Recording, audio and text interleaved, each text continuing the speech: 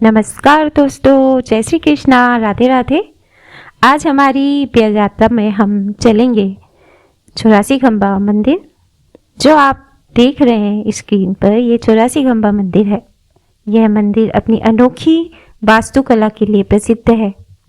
जैसे कि नाम से ही पता चलता है, इस मंदिर में 84 खंबे हैं और मान्यता है कि ये 84 खंबे जीवन के 84 लाख योनियों का प्रतीक है। यहाँ आकर एक अलग ही शांति का अनुभव होता है। फिर हम यमुना नदी के किनारे गए। वहाँ आकर ऐसे लग रहा था जैसे समय ठहर सा गया है। कहा जाता है कि इस स्थान पर बैठकर ध्यान करने से मन को गहरा सुकून मिलता है। फिर हम पहुँचे लोहवन। लोहवन वह स्थान है जहाँ पर कृष्ण भगवान ने लोहासुर नाम के राक्षस का वध किया था।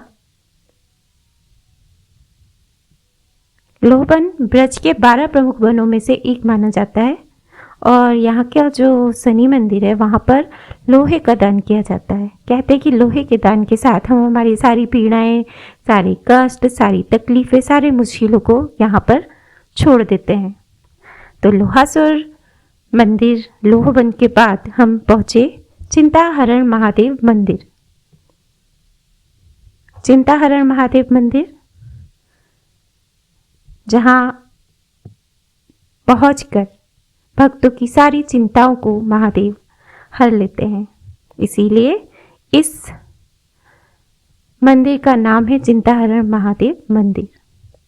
भगवान कृष्ण भी अपने माता यशोदा और पिता के साथ भोलेनाथ के पूजा करने के लिए यहीं आया करते थे।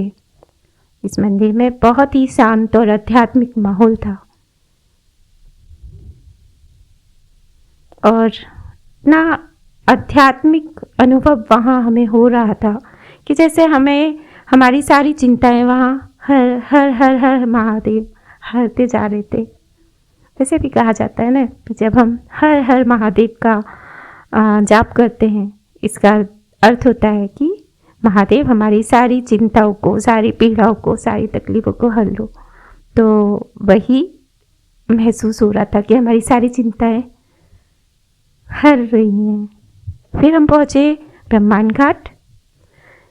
ब्रह्मांड घाट वही घाट है जहाँ पर कृष्ण गोपाल ने मिट्टी खाई थी और माता रानी ने जब उनका मुंह खोला तो सारा ब्रह्मांड उसमें दिखाई दिया। तो ब्रह्मांड घाट पे आकर हमें बहुत ही अच्छा महसूस हो रहा था। फिर शाम हो गई तो हम अपने होटल चले गए वापस और फिर सुबह सुबह हमने अपना ब्रेकफास्ट करके और नंदगांव के लिए निकल पड़े। रास्ते में भी बढ़िया अच्छा अनुभव हो रहा था और फिर नंदगांव के लिए हम चले। नंदगांव का जो मंदिर है वो पहाड़ी पर स्थित है, जिसके लिए बहुत ऊंचाई पर सीढ़ियाँ चढ़ के या रास्ता चल के जाना पड़ता है। और फिर सीढ़ियों पर पहुंचकर कुछ दो छोटे छोटे बच्चे आए, उन्होंने कहा कि आप ये लिखवाइए, राधे राधे लिखवाइए, तिलक लगवाइए, गोपी बनिए। तो फिर हमने बच्चों से वो लिखवाया। भगवान के द्वार पर पहुंचकर बहुत ही अच्छा महसूस हुआ और उसके बाद में फिर हम मंदिर में गए, हमने दर्शन किए। ये वही स्थान है जहाँ पर कान्हा, छठे से कान्हा ने अपनी लीलाएं रची थी और माता यशोदा उनके पीछे पीछे भागती रहती थी। वही स्थान है, ये वही मंदिर है। नंद भवन, नंद भवन कहा जाता है इसे। नंदगांव में दर्शन करके बहुत ही अच्छा लगा।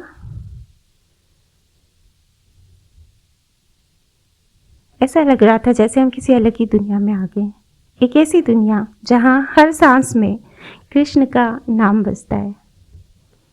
जब हमने अंदर प्रवेश किया, एक अलग ही शांति और सकारात्मक ऊर्जा महसूस हुई, मानो सच में हम उस जगह पर खड़े हैं जहाँ कभी नंद बाबा और यशोदा मैया के साथ बाल कृष्ण खेला करते थे। मंदिर के अंदर बहुत सुंदर तरीके से सजावट की गई है। यहाँ आपको श्री कृष्ण, बलराम जी और उनके परिवार की झलक देखने को मिलती है।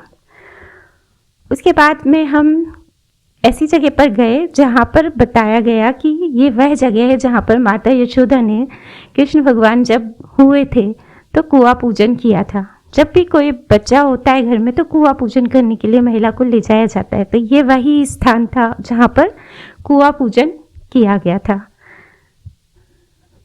यहाँ पर दर्शन करके बहुत ही अच्छा महसूस हो रहा था। कुआं पूजन के बाद हम उखल, जहाँ पर भगवान जी ने पेड़ों के बीच से निकाला था, उसी स्थान पर गए